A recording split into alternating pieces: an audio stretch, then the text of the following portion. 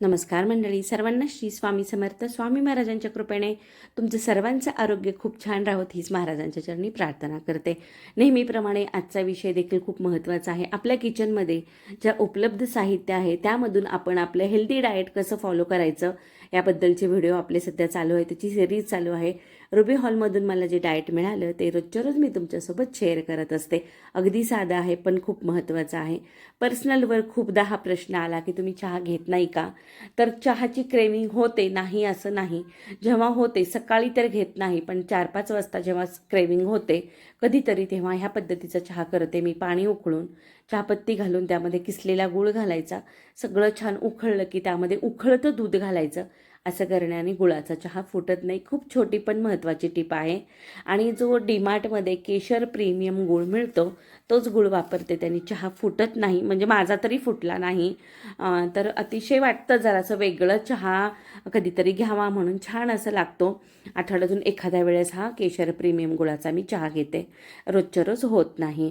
तर सुरुवात होते डिटॉक्स वॉटरने. तर आज नंबर होता दालचिनीच्या पानाचा. रात्री 2 दालचिनीचे तुकडे पाण्यामध्ये भिजू घातले होते आणि ते सकाळी उकळायचे आहेत. आणि अगदी 5 ते 10 मिनटं उकळून ते आपल्या घशाला सोसवेल इतपत कोमट राहू द्यायचं आणि सावकाशपणे एका ठिकाणी शांतपणे बसून पहाटे हे वॉटर आपल्याला दालचिनीचं घ्यायचं आहे. आणि त्यानंतर योगा असतो. तर दालचिनीचं पाणी हे ना रक्तातली साखर नियंत्रण करतं आणि सगळ्यात महत्त्वाचं आपलं कोलेस्ट्रॉल नियंत्रण करतं. त्यामुळे आठवड्यातून एकदाच हे पाणी आपल्याला घ्यायचं आहे, डेली घ्यायचं नाही. तर नंतर योगा वगैरे झाल्यानंतर, वॉक वगैरे झाल्यानंतर बदाम आणि मनुके, बदाम सोललेले बदाम आहेत आणि मनुके हे डेली माझ्या डाएटमध्ये आहेत. आणि एखादं फळ असतं. तर आज नंबर होता जांभळाचा. अगदी फ्रेश जांभळ माझ्या मिस्टरांना फ्रेश अशी भाजी आणायला गेलते ना तेव्हा मिळाली, तर त्यांनी घेऊन आले. जांभळ हे अतिशय गुणकारी आहे. C, A विटॅमिन आहे त्याच्यामध्ये. त्यानंतर फायबर भरपूर आहे. त्याचसोबत त्याच्या ज्या कॅलरीज आहेत ना त्या खूप कमी, पाणी खूप आहे त्यामध्ये. आणि जांभळाचा जो रंग आहे ना नैसर्गिक, तो आपल्यासाठी खूप गुणकारी आहे. त्यामुळे जांभूळ आठवड्यातून एकदा, आता सध्या सीझनल आहे त्यामुळे डेली खाल्लं तरीही काही हरकत नाही. तर त्यानंतर की नाही नाश्त्यासाठी आपण हे धपाटे आणि दह्याची चटणी केली होती. त्याचा डिटेल व्हिडिओ आपल्या चॅनलवर आलेला आहे, पाहिला नसेल नक्की पहा. नंतर दुपारच्या जेवणामध्ये मी नाचणीची भाकरी केली. तर नाचणीच्या भाकरीबद्दल भरपूर आहे सांगण्यासारखं. शरीरातली उष्णता कमी करतं, कोलेस्ट्रॉल कंट्रोल करतं.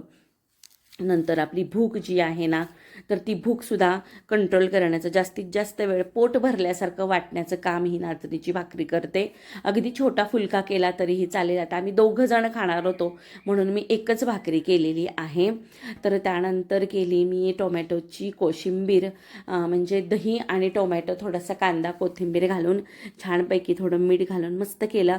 आणि हे माझं डाएट आहे. त्यामध्ये भेंडीची भाजी, कोशिंबीर आणि नाचणी हा नंबर होता. आणि माझ्या मिस्टरांचं ताट दाखवते तुम्हाला. आता तुम्हाला वाटत असेल माझ्यासोबत माझे मिस्टर पण डाएट करतात का? अजिबात नाही. ते प्युअर हार्डकोर शेतकरी आहेत.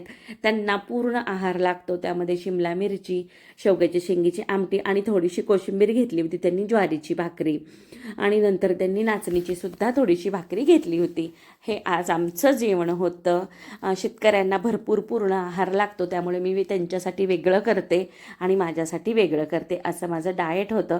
कसं वाटलं कमेंट करून नक्की सांगा. आणि तुम्हाला काही वेगळ्या गोष्टी हव्या असतील तर त्या देखील मी तुमच्यासोबत नक्की शेअर करेल. आवडलं असेल तर नेहमीप्रमाणे नक्की फॉलो करा. व्हिडिओ छोटा बनवते कारण तो तुम्ही पूर्ण पाहावा म्हणून. संध्याकाळचं रुटीन हवं असेल तर ते देखील शेअर करा. परत भेटू नवीन व्हिडिओमध्ये. सर्वांना श्री स्वामी समर्थ.